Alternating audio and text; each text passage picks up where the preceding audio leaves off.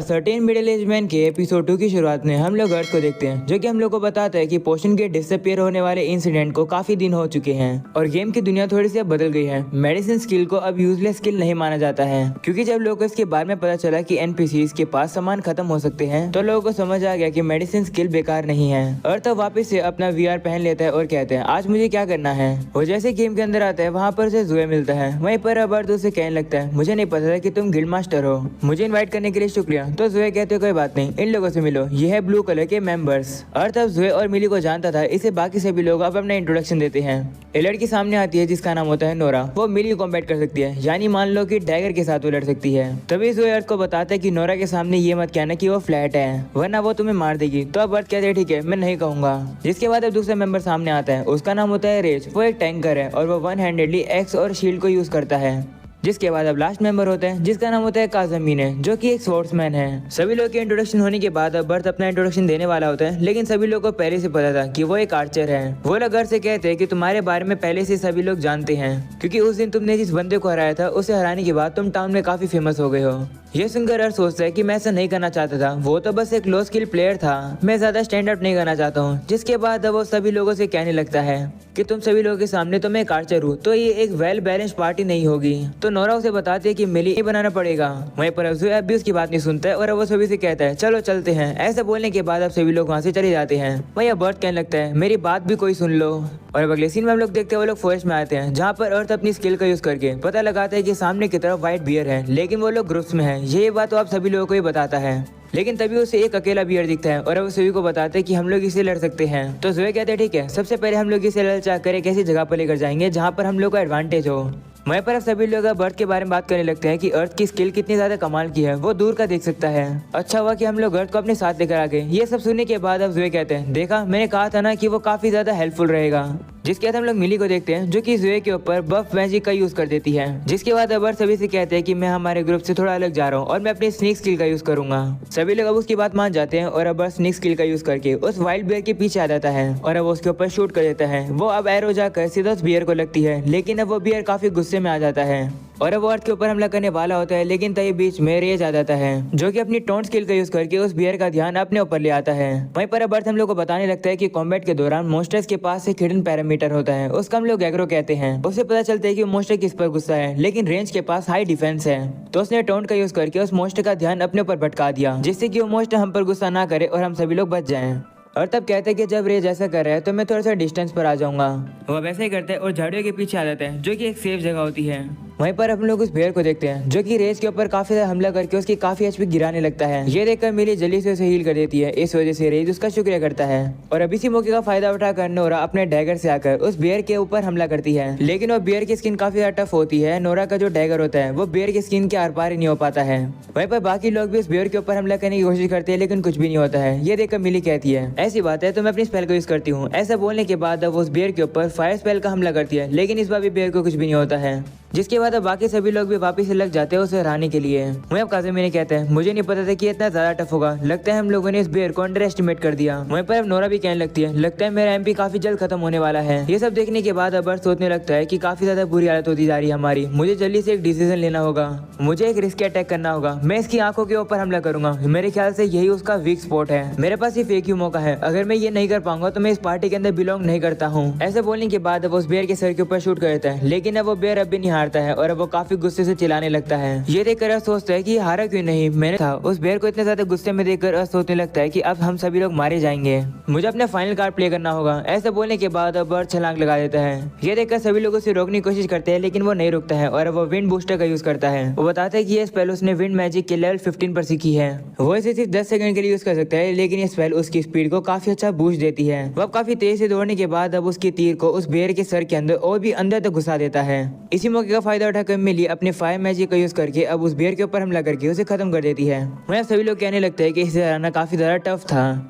तो अब जुए सभी से माफी मांगता है और कहते हैं मुझे पता नहीं था कि ये इतना ज्यादा मुश्किल रहने वाला था। तभी ऐड कहते हैं कोई बात नहीं, मैं सभी के लिए खाने के लिए एक न्यू डिश लाया हूँ, चलो उसे ट्राई करते हैं। ये सुनकर सभी लोग एक्साइटेड रहते हैं और कहते हैं कि हम लोग इसी चीज का तो वेट कर रहे थे। और अब अगले सीन में हम लोग देखते हैं कि अर्थ उन्हें एक काफी अच्छा डिश बना कर देता है। सभी लोग को वो खाना काफी पसंद आता है, वो लोग अर्थ की अब तारीफ भी करने लगते हैं। वहीं नोरा अर्थ से पूछती है कि क्या खाना बनाने के लिए जो रेसिपी लगती है वो महंगी आती है। तो अर्थ कहते हैं कि वो महंगी तो नहीं होती है, लेकिन तुम उन्हें खरीद नहीं सकती हो, क्योंकि क्राफ्टर्स के बीच में एक रूल है कि हम लोग रेसिपीज को ट्रेड नहीं कर सकते हैं। ये सुनकर सभी लोग पूछते हैं कैसा क्यों है, जिस पर अर्थ बताता है ऐसा इसलिए है क्योंकि एक रेसिपी को बनाने के लिए काफी सारा टाइम और पैसा चाहिए, और दूसरा रीजन ये है कि अगर दो लोग सेम रेसिपी बनाएंगे तो प्रोडक्ट की क्वालिटी में थोड़ा डिफरेंट मिलेगा। भले इंग्रेडिएंट सेम हो, जो रेसिपीज होती है वो लोग की हार्डवर्क और क्रिएटिविटी से बनती है। तो अगर तुम रेसिपी को कॉपी कर भी लोगे तो तुम क्वालिटी को कॉपी नहीं कर पाओगे। ये सुनकर नोरा कहती है इसका मतलब जो तुमने खाना अभी हमारे लिए बनाया, अगर हम लोग उसकी रेसिपी तुमसे खरीद लें तो हम लोग खुद से सेम टू सेम उसे वैसा नहीं बना पाएंगे। इस पर अर्थ कहते हैं हाँ। ये सुनकर जुए कहते हैं अगर ऐसी बात है तो आगे से अर्थ ही हमारे लिए खाना बनाएगा। अर्थ तो इस बात पर एग्री भी नहीं करता है। तभी जुए सभी लोगों से कहता है कि तुम सभी लोग खुश हो ना कि अर्थ ने हमारी पार्टी ज्वाइन करी, जिस पर सभी लोग ही कहते हैं हाँ। जिसके बाद अब जुए कहते हैं आज काफी ज्यादा मजा आया, आज के लिए इतना एडवेंचर काफी है, चलो अब हम लोग वापस चलते हैं। वहीं अर्थ सोचने लगता है कि मेरी कोई बात भी सुन लो। जिसके बाद हम लोग देखते हैं कि सभी लोग अब अर्थ को अपनी फ्रेंड लिस्ट के अंदर ऐड कर लेते हैं। वहीं अब अर्थ भी काफी खुश रहता है। वो कहते हैं कि इस वर्ल्ड के अंदर मेरा पहला एडवेंचर एक पार्टी के साथ सक्सेसफुल रहा। और अब अगले सीन में हम लोग देखते हैं अर्थ मर जाता है। वो कहने लगता है मैंने गड़बड़ी कर दी। हम लोग को पता चलता है कि ऐसा उसके साथ हुआ कैसे। वो कुछ मॉन्स्टर्स को मारने के लिए जंगल में आया हुआ था। तभी उसे फॉरेस्ट का 5th एरिया दिखता है। वो सोचने लगता है शायद से वहाँ पर जाने के लिए मैं रेडी हूँ, और अब वो वहाँ पर आ जाता है जहाँ पर उसे एक बी मॉन्स्टर मिलती है। वो अब उसके ऊपर अपनी एरो से हमला करता है, लेकिन वो भी उसके अटैक को डॉज कर देती है और अब वो एरो जाकर पीछे एक एंट को लग जाती है। वो एंट अब काफी ज्यादा गुस्से में आती है और अब अपने साथियों को भी वहाँ पर बुला लेती है। ये देखकर अर्थ डर जाता है और सोचने लगता है कि लड़ने के अलावा उसके पास और कोई भी चॉइस नहीं है। वह एंट के ऊपर हमला कर देता है, लेकिन वो जो एंट होती है वो उसके अटैक को रिफ्लेक्ट कर देती है। अर्थ को काफी जोर से बिजली का झटका लगने लगता है। वो अपनी बॉडी को मूव भी नहीं कर पा रहा होता है, और अब उसके सामने से और भी काफी सारी एंट्स आ जाती है जो कि उसे घेर लेती है और अब उसे वो मार देती है। मरने की वजह से अर्थ के ऊपर एक पेनल्टी लगती है और वो वापस से टाउन के अंदर आ जाता है। अर्थ भी अपनी गलती को रियलाइज करता है और वो कहता है मैं ही एरोगेंट हो गया था, लगता है मुझे आगे से बेटर करना होगा। तभी अचानक से उसके सामने स्क्रीन आ जाती है और उसे पता चलता है कि गेम के अंदर पहला अपडेट आने वाला है। उसे एक मैसेज मिलता है और पता चलता है कि उस अपडेट का नाम होने वाला है फेरी बॉल, और अपडेट के अंदर काफी न्यू स्किल्स, आर्ट और भी आइटम आने वाले हैं क्राफ्ट करने के लिए, और फेरीज भी मिलेगी जो कि खेलते समय उन्हें सपोर्ट करेगी। जिसके बाद अर्थ को पता चलता है कि फेरी बॉल नहीं है बल्कि फेरी ब्रॉल है। और तब कहने लगता है कि दूसरे प्लेयर काफी अच्छे लेवल अप होने वाले हैं, इसलिए मैं और नहीं मर सकता हूँ और पेनल्टीज नहीं ले सकता हूँ। जिसके बाद हम लोग को पता चलता है कि अर्थ ने अब ब्लैक स्मिथिंग सीख ली है और उसने डिसाइड किया है कि वो एक एरो हेड बनाएगा जो कि एंट की स्किन को आराम से काट सके। अर्थ अब बताता है कि उसके पास 2 टाइप के आयरन्स हैं। पहला है बेसिक आयरन जो कि पियर्सिंग के काम आता है, और दूसरा आयरन वेपन बनाने के काम आता है। अर्थ ने उसी आयरन का प्योरर फॉर्म लिया है और फाइनली उसने एक एरो बना दिया जिसका अटैक डैमेज होने वाला है 7 का, और अब वो थोड़ी एडजस्टमेंट और करने के बाद 8 अटैक डैमेज का एरो हेड बना देता है। अर्थ अब कहने लगता है कि इतना काफी है, अब मुझे एक ऐसी चीज बनाना होगा जो कि मेरे किक को और ज्यादा ताकतवर बना सके। उस एंड की तरह ही मुझे काफी मॉन्स्टर्स मिल सकते हैं जो कि किक अटैक डैमेज को रिफ्लेक्ट कर सकते हो, इसलिए मुझे कुछ अच्छा सा बनाना होगा। उसके दिमाग में एक आइडिया आता है और वो ऐसे बूट्स को डिजाइन करता है जिसके अंदर कांटे लगे होते हैं और ब्लेड भी लगे होते हैं।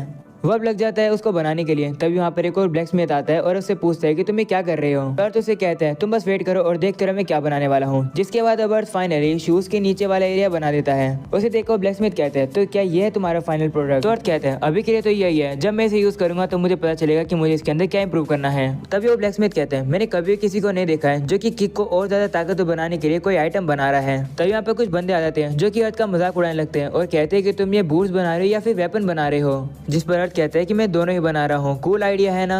और अब अगले सीन में हम लोग देखते हैं अर्थ दुकान पर आ जाता है बोस्टिंग लेने के लिए। वहीं शॉप ओनर अर्थ के शूज को देखकर कहती है कि कितने डरावने शूज लग रहे हैं तुम्हारे, ये तो बिल्कुल वेपन्स की तरह हैं। तो अर्थ कहते हैं हाँ ये मैंने मॉन्स्टर्स को हराने के लिए बनाए हैं। ऐसा बोलकर अब वो वहाँ से चला जाता है और अब अर्थ डिसाइड करता है कि वो अपने बो को और ज्यादा स्ट्रॉन्ग बनाएगा। वो कहने लगता है कि उसकी आर्चरी लेवल 30 की हो गई है, इसलिए उसे ऐसे ही करना होगा। उसके पास 3 चॉइसेस हैं, शॉर्ट बो, लॉन्ग बो और हंटिंग बो। शॉर्ट बो यूज करने में इजी होते हैं लेकिन उनकी लिमिटेड रेंज होती है। अर्थ के लिए शॉर्ट बो सही नहीं है क्योंकि वो एक मिली फाइटर नहीं है।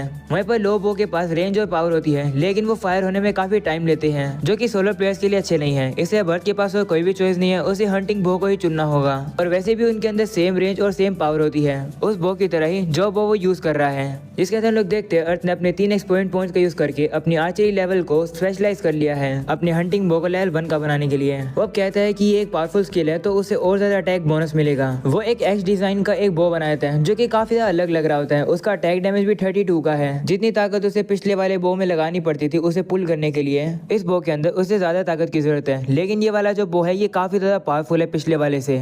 अर्थ अब अपने पिछले वाले बो को देखता है और थोड़ा सा इमोशनल हो जाता है और उसका शुक्र करते हैं हर चीज के लिए और कहते हैं तुमने मेरी काफी हेल्प करी, कल मैं जाकर न्यू बो को ट्राई करूंगा। और अब अगले दिन हम लोग देखते हैं अर्थ वापस से उसी 5th एरिया में आ जाता है जहाँ पर उसे वही एंट मिलती है। चेक करने पर उसे पता चलता है कि ये वाली एंट बाकी एंट से लिंक नहीं है, यानी कि ये वाली जो एंट है ये अपने साथियों को नहीं बुला पाएगी। इसलिए अब अर्थ उसके ऊपर एरो ट्विस्टर का यूज करके उसे काफी आराम से और जल्दी से हरा देता है और अब इसी तरीके से वो और भी काफी सारी एंट्स को हरा देता है। और अब वो कहते हैं मैंने अपना रिवेंज ले लिया। जिसके बाद जितने भी एंट्स उसने हराए हैं वो उन एंट्स के एक्सोस्केलेटन को अपने साथ ले जाता है क्योंकि उनका यूज लाइट आर्मर को क्राफ्ट करने में किया जाता है।